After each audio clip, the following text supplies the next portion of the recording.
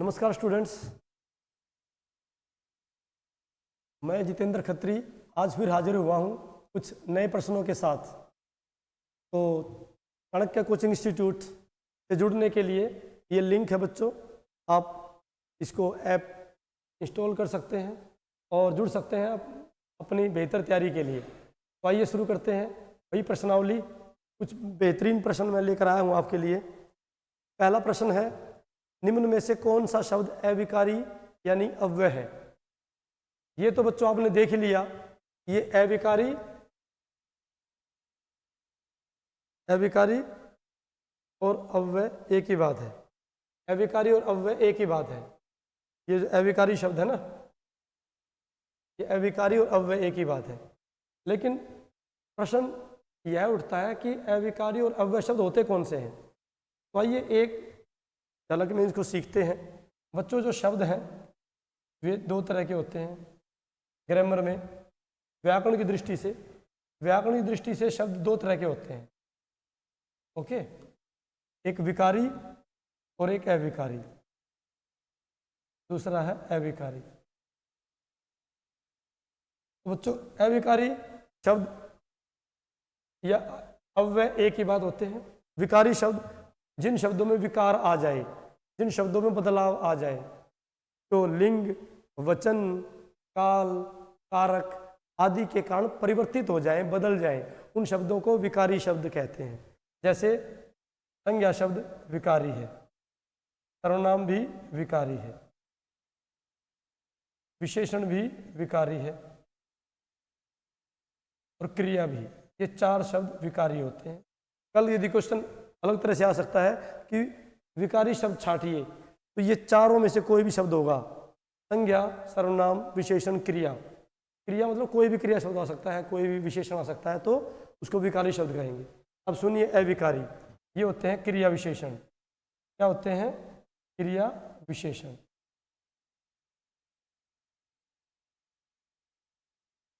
संबंध बोधक। क्या होते हैं? संबंध बोधक। तीसरा है समुच्चय बोधक।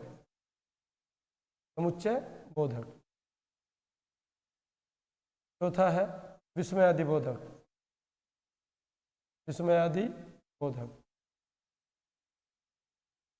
और लास्ट है निपात। क्या है? निपात। तो बच्चों, मोटे तौर पर शब्द दो तरह के होते हैं। व्याकरण की दृष्टि से शब्दों को दो भागों में बांटा जा सकता है, विकारी और अविकारी। ये चार आपने सीखे, संज्ञा, सर्वनाम, विशेषण, क्रिया, विकारी शब्द होते हैं। ये पांच अविकारी हैं। क्रिया विशेषण, एडवर्ब जिसको बोलते हैं, संबंध बोधक जिन्हें पोस्ट पोजीशन, प्रेपोजिशन बोल सकते हो, समुच्चय बोधक, कंजंक्शंस, विस्मयादि बोधक, इंटरजेक्शंस यानी कि जो विस्मय आदि के भाव को प्रकट करते हैं, और निपात। ये पांच शब्द अविकारी हैं। क्वेश्चन क्या है? अब देखिए यहां से देखिए बेटा ध्यान से। पीला एडजेक्टिव है, पर्वत नाउन है, पूजनीय अगेन एडजेक्टिव है। राइट आंसर धीरे से। पीला, रंग सारे एडजेक्टिव्स होते हैं। पर्वत कोई वस्तु है तो वो नाउन होगा, संज्ञा होगा। ये पूजनीय, पूजा के योग्य, तो ये एडजेक्टिव होगा। तो राइट आंसर धीरे से। धीरे से भी क्रिया विशेषण है। धीरे से क्रिया विशेषण शब्द है, क्योंकि जो शब्द क्रिया विशेषण यानी क्रिया की जो विशेषता बताए उसे क्रिया विशेषण शब्द कहते हैं। सिंपल समझ में आ गया बच्चों? ये संबंध बोधक होते हैं, के नीचे, के ऊपर, के आगे, के पीछे। समुच्चय बोधक होते हैं कंजंक्शंस, किंतु, परंतु, लेकिन, की, क्योंकि, जब, जहाँ, जैसे। विस्मयादि बोधक होते हैं हाय, अरे, वाह, आह, क्या, इस तरह के शब्द। और निपात ही, भी, तो, तक, मात्र। चलिए बेटा नेक्स्ट क्वेश्चन आपके स्क्रीन पर ये रहा। कौन सा वर्तनी रूप सही है? कौन सा वर्तनी रूप शब्द का मतलब शुद्ध है? शुद्ध का मतलब सही है। किसकी वर्तनी सही है? तो बच्चों राइट आंसर है हमारा उज्ज्वल, क्योंकि ये शब्द बना है उत और जवल से, और ये संधि के नाते यहाँ पर क्या है, व्यंजन है ये आखिरी, यहाँ पर भी व्यंजन, बोथ साइड व्यंजन, कल बताया था मैंने क्लास में, बोथ साइड व्यंजन पार्टिसिपेट कर रहे हैं तो व्यंजन संधि होती है। तो तय का क्या बनेगा, जय, तो ये क्या हो जाएगा, उज्ज्वल, राइट स्पेलिंग ये बनेगी। तय के सामने जय हो, तय के सामने जय हो या जय हो, तो इस तय का भी जय के अनुसार जय ही बनेगा, उज्ज्वल। ध्यान से देखिए बेटा, कई बार आती है स्पेलिंग, दोनों कवर रहित जय आएंगे इसमें। नेक्स्ट, कलई खुलना, मुहावरा है कलई खुलना।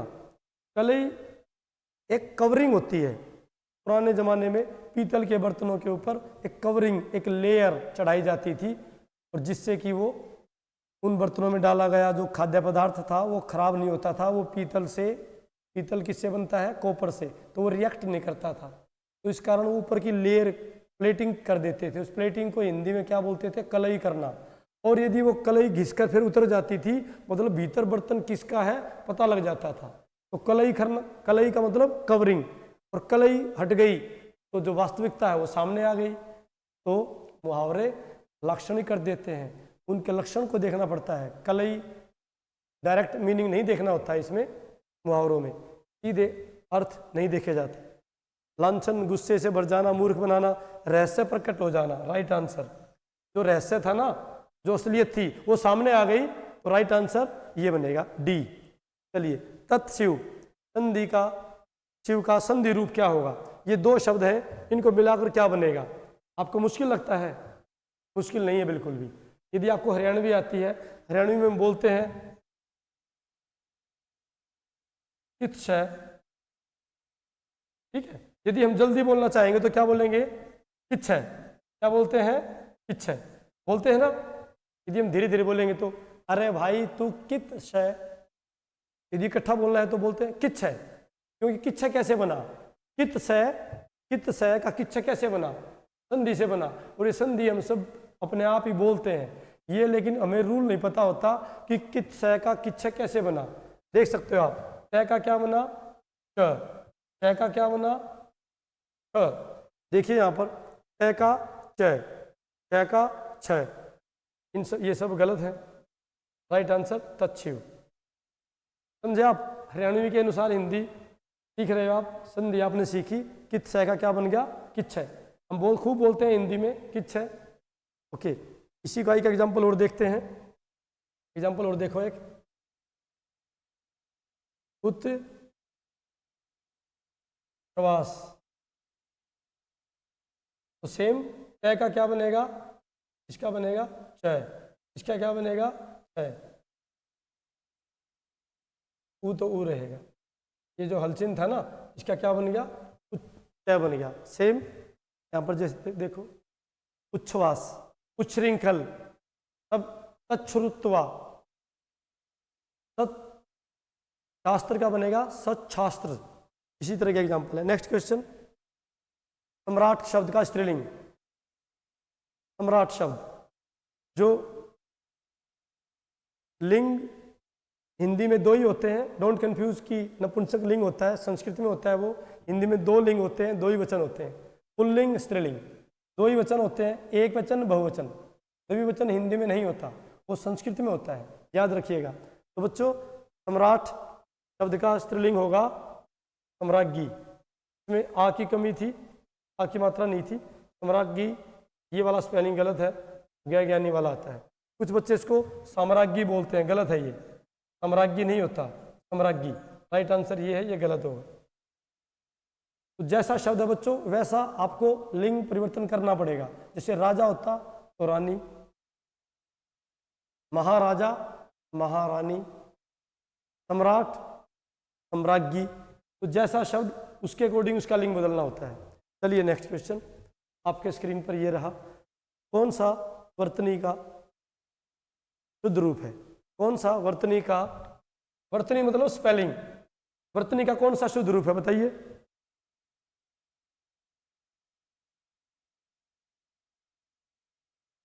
यस स्टूडेंट्स, कवयित्री, इन दोनों में से ठीक लग रहा है आपको, राइट आंसर कवयित्री। कव। कुछ बच्चे सोचते हैं कि सर कवि में यत्री जोड़ दो स्पेलिंग बन जाएगी ये वाली, रोंग है, ये गलत है। आपको कव यत्री, अब ठीक है।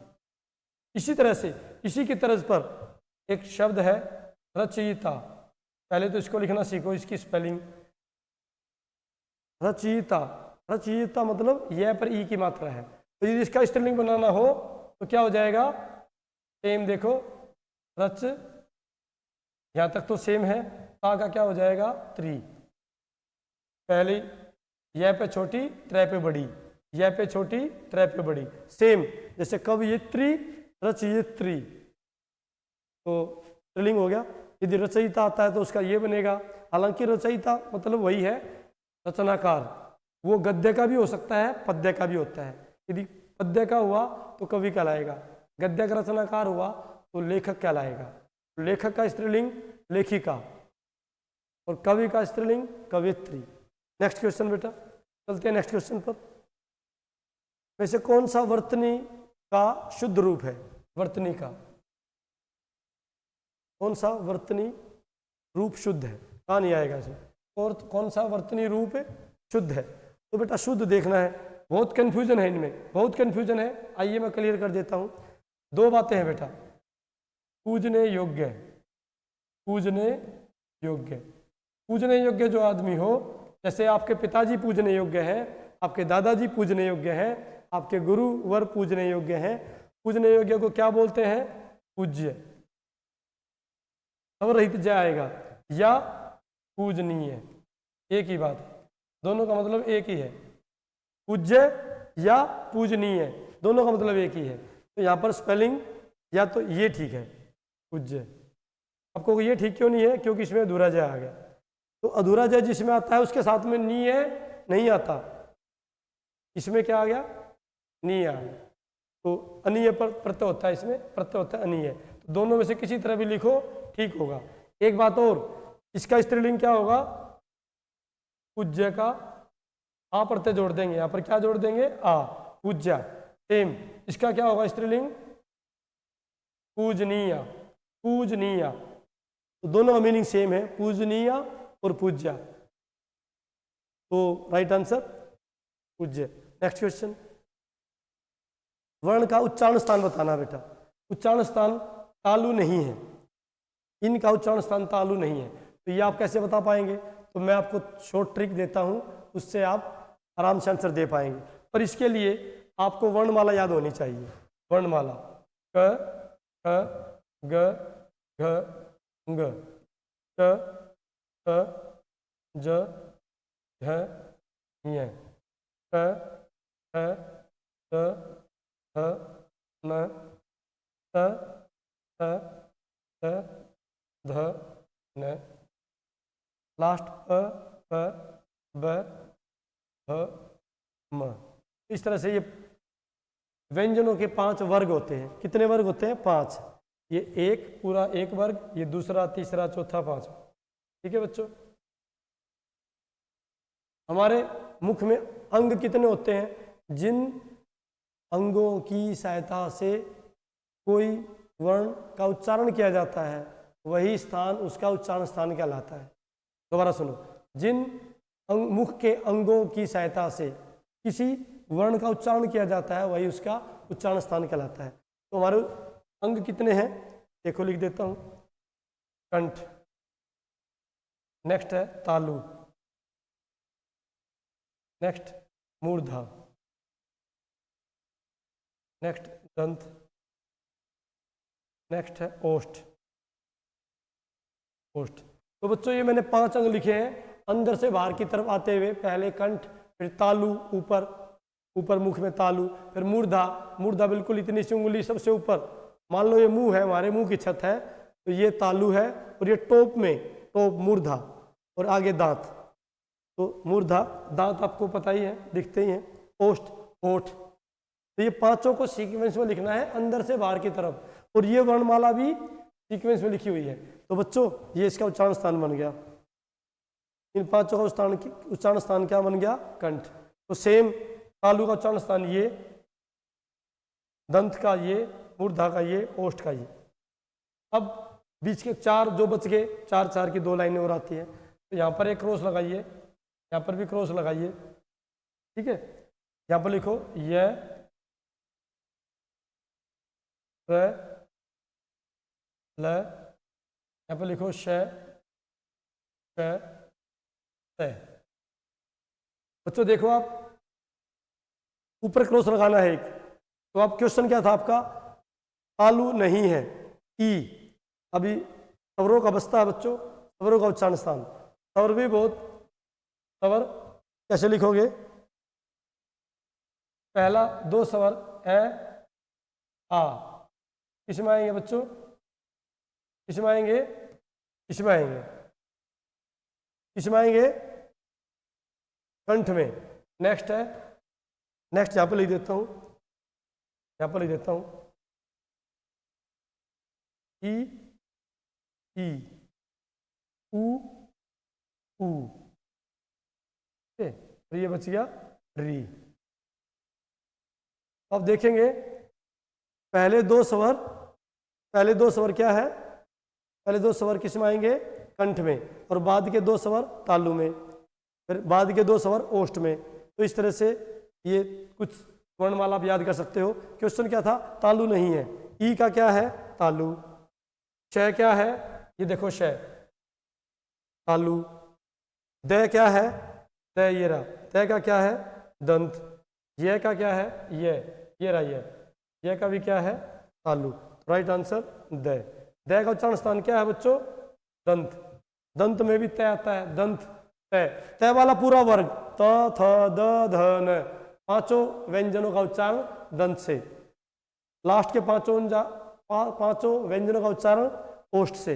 वैसे बच्चों इसको ट्रिक से सीखते हैं, आपने नोट कर ली होगी ट्रिक, बहुत अच्छी ट्रिक है, याद कीजिए। ये हमारे कोर्सेज, स्पेशल एजुकेटर का जो course Sunil psychology, mister Sunil Dahiya, जो कि साइकोलॉजी के एक जाने माने चेहरे हैं, सभी इनको जानते हैं, तो इनके द्वारा कोर्स शुरू होने जा रहा है, special education psychology, special educator के पोस्ट के लिए। तो ये भी आप कोर्स के बारे में जानकारी इस नंबर पर ले सकते हैं, और यदि आप इच्छुक हैं तो खरीद सकते हैं। नेक्स्ट है सुनील दहिया सर, जाने माने साइकोलॉजिस्ट। एनटीटी, एक DSSB एनटीटी का भी एक बैच सर अलग से शुरू कर रहे हैं, और एजुकेशन साइकोलॉजी ये भी टारगेटेड बैच है, तो इससे भी आप जुड़ने के लिए संपर्क कर सकते हैं हमारे सेंटर से, चाणक्य कोचिंग इंस्टीट्यूट। और ये है टारगेट बैच एजुकेशन पॉलिसी, ये किसके लिए है, DSSB PRT के लिए है, PRT के लिए। तो अलग अलग कई हम क्या करते हैं बेटा, इस बार हमने अलग अलग बैच ही चलाए हैं, PRT के लिए अलग, एनटीटी के लिए अलग, क्योंकि कॉमनली पढ़ाने से फ़ायदा नहीं होता, क्योंकि सभी की जो साइकोलॉजी है वो अलग अलग होती है। प्री प्राइमरी के बच्चे की साइकोलॉजी अलग है, प्राइमरी के बच्चे की अलग है, तो उसके अकॉर्डिंग सुनील दहिया सर ने अलग अलग उनके लिए बैच बनाए हैं और अलग अलग उनके लिए स्टडी मटेरियल तैयार किया है। तो इसके अकॉर्डिंग आप अपनी आवश्यकता के अनुसार, PRT है तो PRT वाला, NTT है तो NTT वाला, स्पेशल एजुकेटर के लिए आप अप्लाई कर रहे हैं तो अलग अलग बैच बनाए हैं, उनके उसके अनुसार आप खरीद सकते हो अपने आवश्यकता के अनुसार। और ये इतने सारे कोर्सेज, ये केवल 11 रुपये में उपलब्ध हैं। इसमें इतने सारे कोर्सेज लिखे हुए हैं बच्चों, education psychology, ICT, social science plus GK, maths, ये सेंटर की तरफ से ये सारे मटेरियल केवल रिवीजन बैच के रूप में 11 रुपये में उपलब्ध है, तो आप इनको खरीद कर इसका लाभ उठा सकते हैं। नेक्स्ट क्वेश्चन बेटा, नेक्स्ट क्वेश्चन, कौन सा शब्द विशेषण नहीं है? मैं विशेषण की बात पहले कर चुका हूँ, जो विशेषता बताएगा, जो विशेषता बताएगा वो विशेषण है, जो विशेषता बताए, जो खासियत बताए वो क्या होता है, विशेषण। तो देख सकते हो आप, क्वेश्चन क्या है, विशेषण नहीं है, तो बूढ़ा विशेषता बताई गई है किसी की आयु की, कटु कड़वा, कड़वा भी विशेषता है, मीठा कड़वा, बूढ़ा जवान, ये भी एडजेक्टिव होते हैं, बूढ़ा जवान। चिकनाई ये भाववाचक संज्ञा है, राइट आंसर चिकनाई। क्या है लास्ट में? आई। कल हमने बात की थी कि चिकनाई जिन शब्दों के अंत में आई प्रत्यय आता है, ता, क्व, आवट, आहट, आई, आइश, क्व, तो कौन पन प्रत्यय भी होता है, तो वे सारे भाववाचक संज्ञा होते हैं। तो राइट आंसर चिकनाई। राजकीय अगेन एडजेक्टिव हो गया, राजकीय यानी गवर्नमेंट से संबंधित, शासकीय, राजकीय, ये सभी एडजेक्टिव्स होते हैं। चलो बच्चों राइट आंसर चिकनाई। चिकनाई क्या है बच्चों? कल बात हुई थी भाववाचक संज्ञा, ये भी क्वेश्चन बन सकता था। भाववाचक संज्ञा छाटिए तब भी आंसर यही होता, विशेषण नहीं है तब भी आंसर सी, नेक्स्ट क्वेश्चन।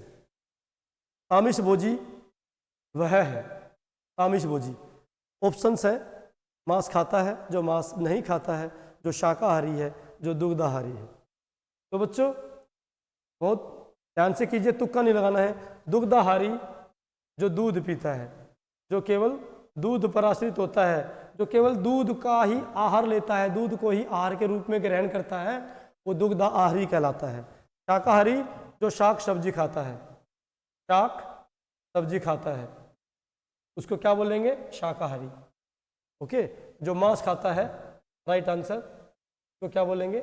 आमिष भोजी। कुछ बच्चों ने सुना होगा मांस खाने वाले को मांसाहारी कहते हैं, यस, पर यह शब्द भी आमिष भोजी मांस खाने वाले के लिए प्रयुक्त होता है। जो मांस नहीं खाता है, तो बेटा सुनिए ध्यान से, आमिष, आमिष का मतलब होता है मीट। क्या होता है? मीट। और निर का मतलब होता है विदाउट, निर। तो क्या संधि होगी? क्या उपसर्ग जुड़ने के बाद क्या हो जाएगा? निरामिष भोजी। क्या हो जाएगा? निरामिष। भोजी का मतलब भोजन करने वाले। तो जो मीट का भोजन नहीं करते हैं, जो मीट को भोजन के रूप में नहीं ग्रहण करते हैं, उनको क्या बोलते हैं? निरामिष भोजी। और जो मीट खाते हैं वो होते हैं आमिष भोजी। ता का मतलब सहित,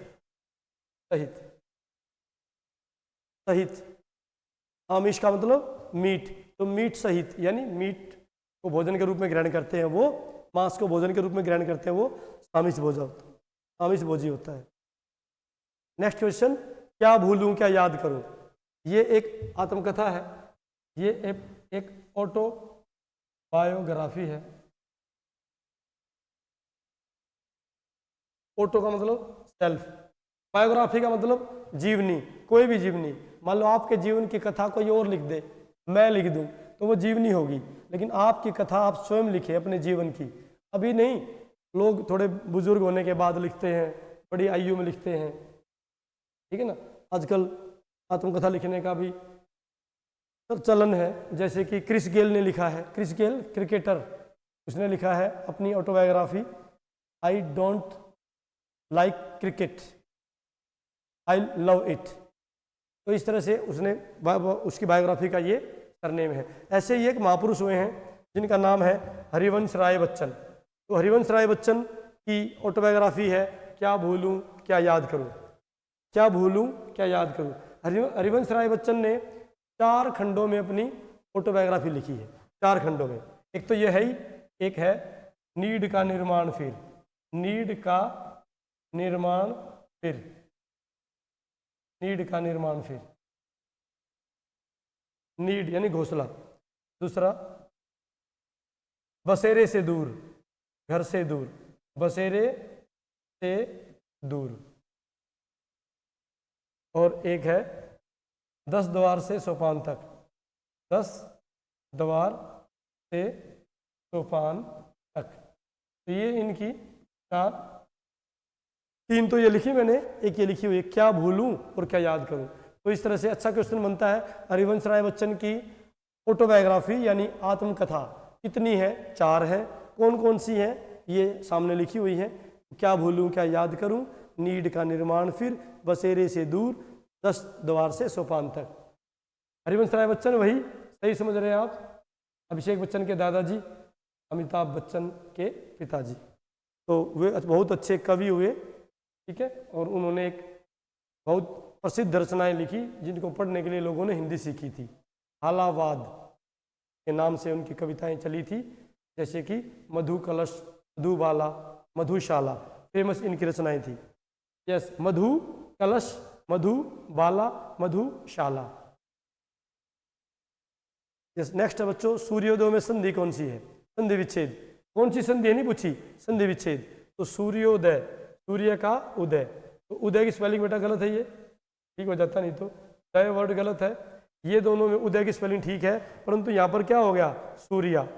तो ये भी एक तरीका होता है राइट आंसर देने का कि आप गलत आंसर को काटते चले जाइए, फिर आपका आंसर सही आएगा। तो सूर्य प्लस उदय राइट आंसर, सूर्य का उदय होना। इसके बीच में ओ की मात्रा है, तो ये कौन सी संधि होगी, ये गुण संधि होगी। कौन सी संधि, गुण संधि। लेकिन सूर्य अस्त, सूर्यास्त में कौन सी संधि होगी, बीच में आ है, तो ये कौन सी संधि होती है, दीर्घ संधि। फिर कभी बात करेंगे संधियों पर, तो दीर्घ संधि का एग्जाम्पल है। उल्लेख का सही संधि विच्छेद, संधि विच्छेद संधि को तोड़ना। तो बच्चों आप देखिए, संधि को हमेशा तोड़ते समय याद रखिए, बीच में ध्यान दीजिए, बीच में क्या है, अधूरा स्वर रहित व्यंजन है। तो लिख लो इसको एक बार, ये लिख दिया लेख, ठीक है, और ये है धन का चिन्ह, और ये है ऊ। तो संधि बेटा हमेशा बीच में यहाँ पर होती है, तो लय बना है, इस लय के अनुसार था क्या, ये तय। राइट आंसर उत प्लस लेख। एक भी राइट आंसर नहीं बेटा, इसमें ये होना चाहिए था, यहाँ पर ऊ नहीं है, ये हलचिन है, थोड़ा ये टाइपिंग मिस्टेक होगी। उत प्लस लेख, राइट आंसर ये है। तो तय के सामने लय हो तो उल्लेख बनेगा, लय बनेगा। अभी हमने एक एग्जाम्पल किया था, तय के सामने जय था, उत प्लस जवल, तय के सामने जय हो तो जय बनेगा, लय है तो लय बनेगा। और सीखिए, यदि चय है तो चय बनेगा, सामने यहाँ पर चय है तो क्या बनेगा, तय का चय बनेगा। तय है तो तय का ठय बनेगा, ठय है तो तब भी तय का ठय बनेगा। नहीं, टय ठय हो तो तय का टय बनता है हमेशा। टय हो या ढय हो तो तय का हमेशा ये वाला बनेगा। सामने टय ठय हो तो टय बनेगा, लय हो तो तय का लय बनेगा, सामने चय हो तो चय बनेगा, क्या बनेगा, चय। और जय का बता दिया मैंने, जय सामने जय हुआ तो जय ही बनेगा। नेक्स्ट और लास्ट क्वेश्चन है बच्चों, सुषुप्ति। ये इसको सु का मतलब अच्छी तरह से, सु प्लस सुप्ति। अब देखिए, ये सुप्ति, सुप्ति मतलब सोना, अच्छी तरह से सो जाना, सुषुप्ति। तो संधि के कारण ये इस वाले शय का ये वाला शय बन जाता है, बाकी सब सेम रहता है, ये सब सेम रहता है। यहाँ पर यदि स्वर है, क्या है, ऊ स्वर। लास्ट साउंड क्या है बच्चों, अंतिम स्वर, अंतिम ध्वनि क्या है, ऊ। तो ऊ होने पर सामने ये वाला शय इसमें बदल जाएगा, मात्रा सेम रहेंगी। सुषुप्ति, सो जाना अच्छी तरह से। उल्टा क्या होगा, जागना। जागना क्या होता है, जागृति, ठीक है, जागृति। याद रखना, एक शब्द होता है जागृत, जागृत में तो गै में रह आता है, गै में रह, गै में रह आता है ये, और जागृति में रह नहीं है, री है। तो बड़े ध्यान से करिएगा इसको, जागृति सुषुप्ति, जागृति सुषुप्ति का अपोजिट बनेगा। ओके, तो उम्मीद है कि बच्चों आपको कुछ समझ में आया होगा। और अधिक प्रश्नों के लिए फिर हम नेक्स्ट क्लास, नेक्स्ट सीरीज में बात करेंगे, ठीक है स्टूडेंट्स। तो यदि आपको अच्छा लगा हो तो आप सब्सक्राइब कीजिए और जुड़े रहिए, ताकि हिंदी की बेहतर तैयारी कर सकें। ये तैयारी आपके चंडीगढ़ PRT और DSSB के लिए काम आने वाली है, तो इसलिए जुड़े रहिए। धन्यवाद, जय हिंद।